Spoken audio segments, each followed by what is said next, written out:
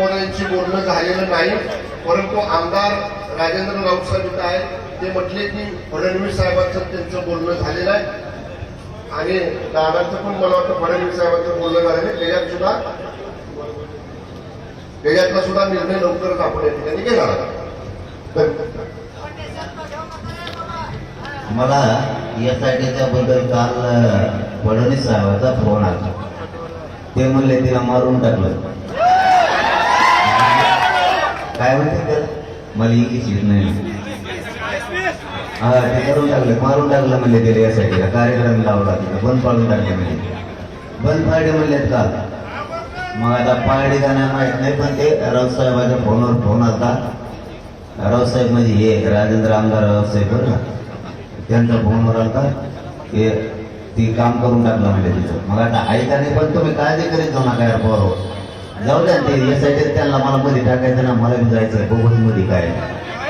आणि आणखीन एक बोलता बोलता राजेसाहेब राहून गेलं. याच्यासाठी महत्वाचं आहे ते विषय की हे आंदोलन 10 महिन्याला सुरू आहे. याच्यात जर मी पहिल्यापासून सांगतोय, पण आज लय जबाबदारीने सांगतोय माझ्या मराठा समाजाच्या समोर, या आंदोलनात जर कोणी तुमच्याकडून म्हणजे सरकारकडून कामं घेतली असली, कोणी पैसे घेतले असले, मग नाव सांगून का ना, मग मी का सांगा त्याचं, मला तेवढी यादी दे.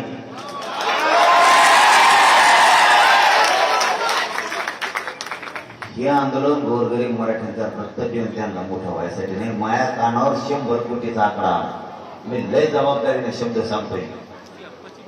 मग वेळ आली ना, मी फोन म्हणला त्या माणसाचं नाव सुद्धा घेत असतो. ह्यो माणूस फोनवर म्हणणार.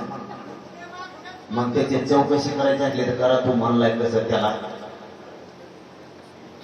जर याच्यात कोणी कमी असेल मग त्यात मी बी असलो तरी सुटते, मी असलो तरी सुटते नाही, माझ्या शेजारचा असला तरी सुटते नाही. मला खूप गोष्टी ऐकायला मिळाल्या. माया गरिबाचं चांगलं व्हावं म्हणून हे आंदोलन आहे.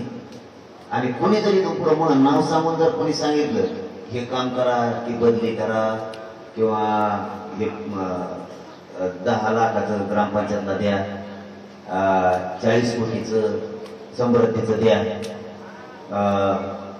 आणखीन 2-4 कोणते मुद्दे आले तर कानावर ते द्या, असं ना. ज्याला कळाले ना त्याच्याबद्दल मेसेज बरोबर चाललाय. राजसाहेब तुमच्या नसेल डोक्यात, पण त्याच्याबद्दल बरोबर चाललंय. मला खूप माहिती मिळाली डेंजर आहे. मग हे जर असं, त्याला मात्र मराठ्यांचं रक्त पिऊन मोठं नका होणं, त्याच्या कष्टावर त्याने व्हावं, आमचं काय म्हणणार. पण माझ्या गोरगरीब लेकरांचं आंदोलन मोडून त्यांना मोठं व्हायचं हे कुठाने नको. आणि ते पत्रकार परिषदा तुमच्या आलं लपून काही जण बरेच जण घेते, ते एकदा थांबवा, तुमच्या हातात लय बरं कुंकडी काही कोणी बी आमच्या त्यात थोडी दे, मुंबईत नेऊन बशी देत, त्यांना तिकडे गुलाबजाम खाऊ घाली दे. ते आमचे खबाखब बोलत आहे ते सरकारचे कोण त्यांना हे करत ते थांबवा. आता हे राजेसाहेबांनी आले तर आपण आमरण उपोषण हे स्थगित करतोय. आपल्या इथल्या आई बहिणींनाही काही मार लागला होता राजसाहेबांच्या, त्यांच्या हाताने आपण ते पाणी घेऊ. पण एक महत्वाचं सांगत राहिले ते ऐका, अण्णा ऐका. रे खबर रे, आता शक्यतो मला असं वाटतं हे आंदोलन आपण एक कमी याच्यात करावं. या गावाला त्रास होता कामा नाही हे माझं प्रामाणिक म्हणणं आहे. ऐका बरं का सगळेजण, काय ते नंतर वाजला. हे गाव पवित्र झालं आंदोलनाचे. मी एक आणखी मिनिटं मुद्दाम घेतो तुमचा जास्तीचा. हे गाव पवित्र मानलं जात आहे मराठा समाजात राज्यात. याला जाणून बसून काही जण कलंकित करते. जरा काही भावना समजून घेत जा. मला हट्ट नका धरत इथंच करायचं. मला वाटतं ह्या गावाला डाग लावू शकते. चांगलं नाव झालेलं आहे गावाचं, पवित्र नाव झालेलं आहे. याला पंढरी म्हणतात थोडक्यात मराठीची. आपला समाज झालं तसं म्हणतो, तिथली माती कपाळाला लावतात. काही जणांना जर जाणून बुजून वेळा उचलला असला तर हे गाव जितकंच नावावर रूपाला आलं ना तितकंच कलंकित होत असतं. कारण एक लग्नात आनंदाचा दिवस असतो, पण एक एवढं जर त्या लग्नात होतं सगळ्या लग्नात वाटलं करतो, तसं हे गाव पवित्र झालेलं आहे. एका दूषित माणसानं जर ठरवलं की आडत चालायचं तर आडत चालून ते कार्यक्रम होत असतो. मला वाटतं हे व्यासपीठ आता एकतर ह्या सभागृहात ठेवा, नाही तर आमचे बप्पूची तिथं बोळे, ते बोळीत ठेवा तिथं. इकडची वर्दळ सुद्धा कमी करावी, या गावात त्रास होता कामा नये. कारण त्रास नाही झाला तरी त्रास होईल असं घडून आणून जातीय तेढ निर्माण करायचं प्रकार या गावात होणार आहे. त्याच्यामुळे हे गाव झालंय मी लढायला खंबीर आहे. मी कुठं लढत, मी माया मराठ्यासाठी कुठं लढत, हे माझं प्रामाणिक मन सांगितलंय मी तुम्हाला. मला माहिती आहे गावाने मला त्याशी काय उत्तर दिले. गावाने मला उत्तर दिलेलं मी मनुष्य विसरू शकत नाही. त्यांनी सांगितलं पुऱ्या गावाला जरी गोळ्या घालल्या, पुरा गाव जरी मारलं तरी महाराष्ट्रातल्या मराठ्यासाठी आम्हाला सगळ्याला मारायचं, इथलं आंदोलन चालवायचं नाही असं त्यांनी सांगितलं होतं. पण आता मी खूप जबाबदारीने तुम्हाला सांगितलंय, मंदिराला दर्शनाला त्रास नाही झाला पाहिजे. तुम्हाला काय काय विकास गावाचा राखाड्या तुमच्या ती टाकून घ्या, चांदीचे डांबरी घेऊन काय विकास करून घ्या चांगला. काय आणखीन काय प्रकार असतील ते सगळं व्यवस्थित टाकून घ्या तुमचं. आमचं आंदोलन एका कोपऱ्यात जाईल, चाललं नाही चाललं त्याची बी काही अडचण नाही. आता आंदोलन चालून तरी काय करायचं, शंभराचे देसाई साहेब आहेत ते आपल्याला आरक्षण देते, चांगला आंदोलनाचा विषय नाही दिलं तर आपण सत्तेत जाऊन आपण घेऊ, नाही तर आपण सत्यात नाही जायचं, नाव घेऊन पुरे पडून टाकायचे. पाडण्यात गेले मोठा विचार आता नाही का चावले का तुम्ही. इथं सध्या स्थगित आपण हे केलेलं आहे, इथं साखळी चलवून देऊ, फक्त हे छोटस हे ठेवू. गावाल्याची इच्छा असली तर, नसलं तर पुढचा निर्णय आपण नंतर घेऊ, एक दोन दिवसांनी. पण शक्यतो आता अंतर्वलीतला विषय थांबवावाच असं मला वाटतं. आपण मग स्थलांतर का पुढं करणं आहे ना, पण हे डाग लागू नये. ग्रामपंचायतचा काय ठराव होता, कारण पहिला वाटू नये आम्ही आज केल्यामुळं पळून जावं लागलं काही, त्याच्यामुळं ते करणं गरजेचं होतं. आणि याच्यात सगळ्यात जास्त आपल्या दिलीपराव तकने साहेब विसरू नका, मराठीच्या लोक लक्षात असू द्या, विसरू नका त्या माणसाला. तेव्हा माणूस ओबीसीचा असून सुद्धा खंबीर आपल्या बाजूने उभा राहायला गावकरी सुद्धा वैयक्तिक आम्ही काय आज राहीत उद्या नाही आम्ही जाणार आहे. तुमचं गाव सुखी राहावं, सगळं ओबीसीने मराठ्यांनी एक जीवाने सगळ्यांना राहावं. तुमचं ताटात कधी वितुष्ट येऊ नये. तुम्ही प्रेमानं राहा, प्रेमाने काय येईल. तुम्हाला लय वेळेस सांगितलं होतं की एक ना एक दिवस आम्ही जाणार आहे, एक ना एक दिवस आंदोलन संपणार आहे. वितुष्ट येऊ देऊ नका लोकांचं ऐकून. परंतु शेवटी जे व्हायला नको होतं ते घडून आणलं, ते दुसऱ्याने आणायला पाहिजे होते रे. मग त्याला सांगितलं असता का, तर ते आता आपलेच जातं आपलेच होतं. या अशा गोष्टी आहेत. त्याच्यामुळं ते झालं गेला विषय मराठ्यांनी सोडून द्या. कोणी काय काड्या केल्यात हे ध्यानात ठेवू नका. हे मला खूप जबाबदारी सांगणं गरजेचं होतं, कारण पोरांच्या डोळ्यात रक्त होतं, सळसळ सळत होती पोर. म्हणून सगळा विषय सोडून द्या. कोणी अर्ज दिले, कोणी आंदोलन बंद करण्याचा प्रयत्न केला का फुटले, कोणी घोडे, हे एकाही मराठ्याच्या पोराने डोक्यात ठेवू नका. त्याला नवीला जे झालं गेलं ते गंगाला सोडून द्या. फक्त इथून पुढं हे पत्रे भित्रे सगळे काढून द्या, तिथं काय ठेवू नका. आता दोनच ठरले आपलं, कारण ह्या गावाला त्रास करणार आहेत मुद्दाम. म्हणून मी जाहीर सांगून टाक ते मुद्दाम घडून आणणार आहेत. या गावात जाते त्या गावाला निवेदन द्यायला होते, त्या गावात जाते त्या गावाला निवेदन द्यायला होते. म्हणजे या गावाचं पावित्र्य जाऊन याच्या पाठीमागचा हे उद्देश. शेवटी गावाचा निर्णय, तुमचा काय निर्णय असेल ते तुम्ही घ्या. ते ठराव पण फक्त या आंदोलन आणि या उपोषणापुरताच होता.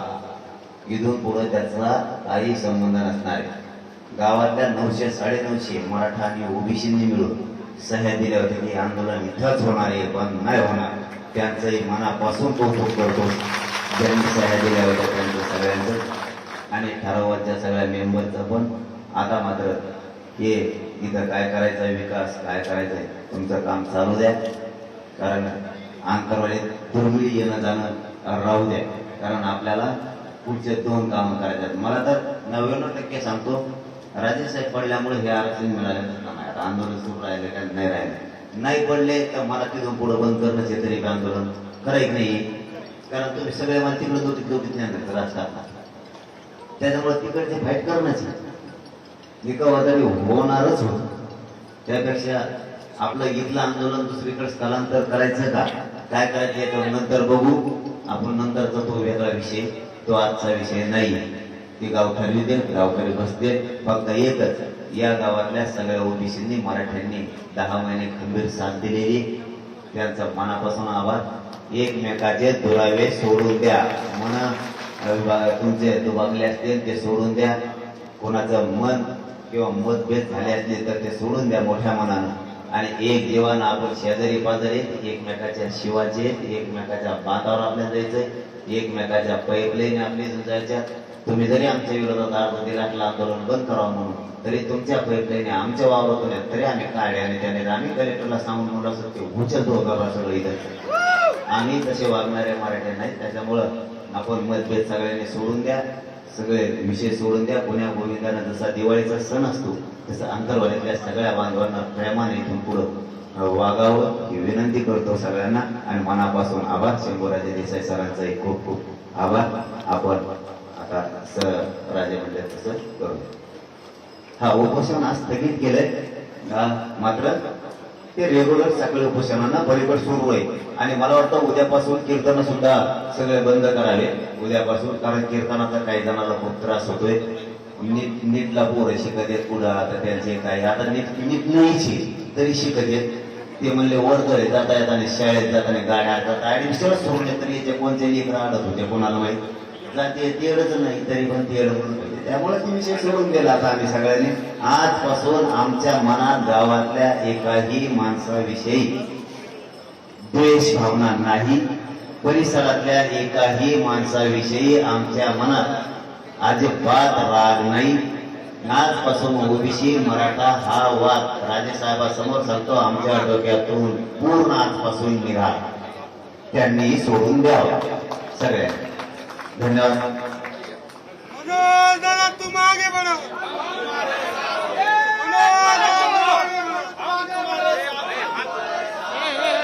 मोबाइल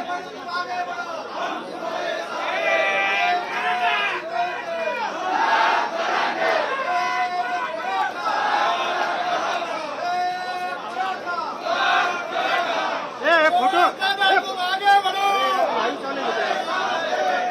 लड़ेंगे जीतेंगे.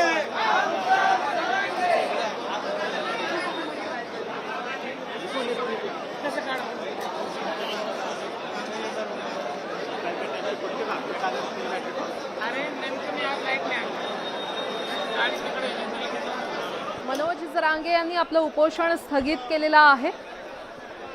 सरकारचं शिष्टमंडळ त्यांनी मनोज जरांगे यांची भेट घेतली आणि मनोज जरांगे यांनी आपलं आमरण उपोषण स्थगित केलेलं आहे. सरकारला 1 महिन्याचा वेळ दिला असल्याचं मनोज जरांगे यांनी नुकतंच स्पष्ट केलेलं आहे. आपण ही थेट अंतरवाली सराटीतली दृश्य आपण पाहतोय. तर सरकारला थोडा वेळ द्या अशी मागणी शंभूराज देसाई यांनी जरांगेंकडे केली आणि त्यानंतर मनोज जरांगे यांनी आपलं उपोषण स्थगित केलेलं आहे.